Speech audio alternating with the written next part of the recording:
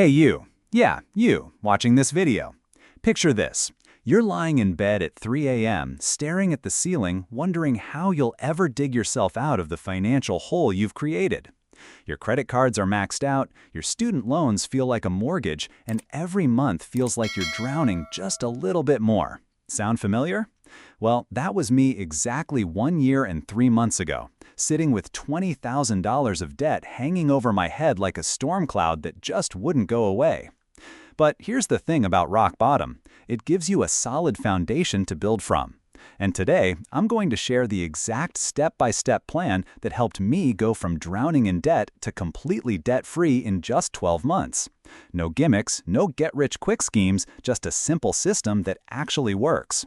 First, let me be brutally honest about my situation.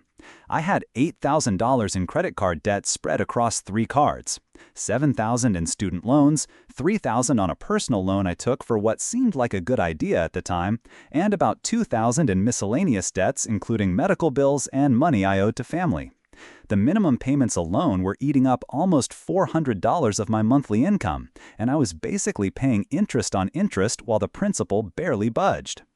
The wake-up call came when I tried to buy groceries and my card got declined. Standing there in the checkout line, holding a basket of basic necessities, feeling the eyes of everyone behind me, that's when I realized something had to change. Not tomorrow, not next week, but right then and there. Step 1 was facing the music. I spent an entire weekend creating what I call my debt reality map. I listed every single debt, the balance, the minimum payment, and the interest rate. Seeing everything laid out on paper was terrifying, but it was also liberating. You can't fight an enemy you can't see, and for too long I'd been avoiding looking at the numbers. Next came the budget breakdown. I tracked every penny that came in and went out for 2 weeks, and I mean everything. That morning coffee, the subscription services I'd forgotten about, the impulse purchases that seemed small but added up to hundreds of dollars. The results were shocking. I was spending money on things I didn't even remember buying.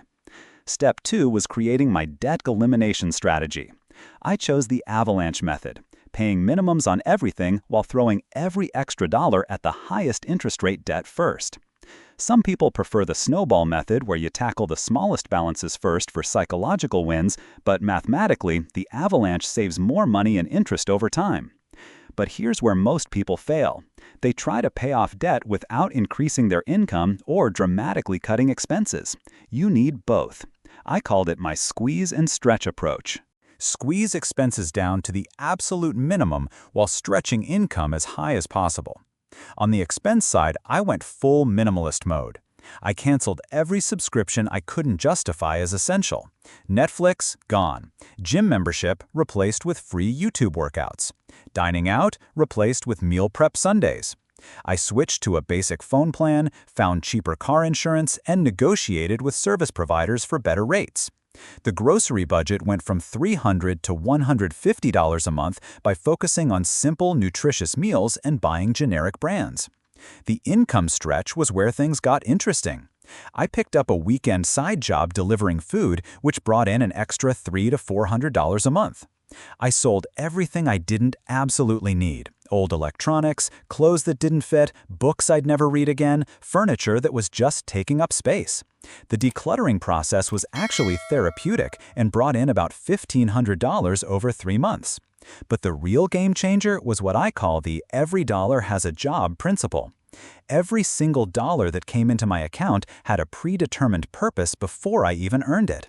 Rent, utilities, minimum debt payments, groceries, gas, everything was allocated.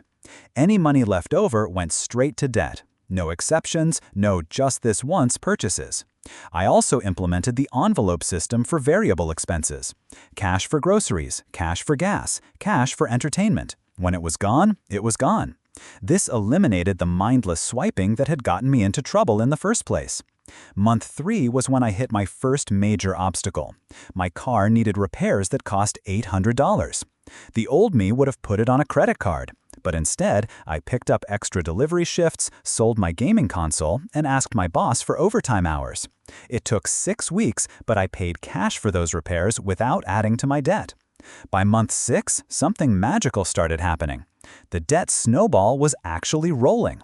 As I paid off smaller debts, I had more money to throw at the bigger ones. The credit card with the highest interest rate was gone, freeing up an extra $120 a month to attack the next target. The psychological shift was just as important as the financial one. I stopped seeing myself as someone who was bad with money and started identifying as someone who was in control of their finances. I read personal finance books during my lunch breaks, listened to podcasts about money management during my commute, and surrounded myself with content that reinforced my new mindset. Month 9 brought another challenge: social pressure. Friends wanted to go out for expensive dinners, family members questioned why I'd become so cheap, and I had to learn to say no without feeling guilty. I got creative with social activities, suggesting free events, potluck dinners at home, and outdoor activities that didn't cost money. The final stretch from month 10 to 12 was where discipline really mattered. By this point, I could see the finish line, but I also felt the temptation to ease up. The key was celebrating small wins along the way. When each debt was eliminated, I allowed myself a small, predetermined reward that didn't derail my progress. When I made that final payment in month 12, the feeling was indescribable. Not just relief, but genuine pride in what I'd accomplished. More importantly, I'd built systems and habits that would prevent me from ever being in that situation again. The numbers tell the story. I increased my income by about 40% through side hustles and overtime, decreased my expenses by 30% through ruthless cutting, and threw every extra dollar at debt. The total amount I put toward debt over those 12 months was actually about $25,000. The extra $5,000 came from interest payments, but finishing early saved me from paying even more. Here's what I learned that goes beyond just the math. Debt freedom isn't just about money. It's about options. It's about sleeping better at night, making career decisions based on passion rather than desperation, and having the mental space to focus on building wealth instead of just surviving. The system works, but it requires commitment. There will be days when you want to give up, when a friend's vacation photos make you question your choices, when unexpected expenses test your resolve. But on the other side of that discipline is a freedom that most people never experience. If you're drowning in debt right now, remember this: your current situation is not your final destination. With a clear plan, unwavering commitment, and the willingness to make temporary sacrifices for long-term freedom, you can change your entire financial trajectory in just 1 year. The question isn't whether you can do it. The question is whether you're ready to start.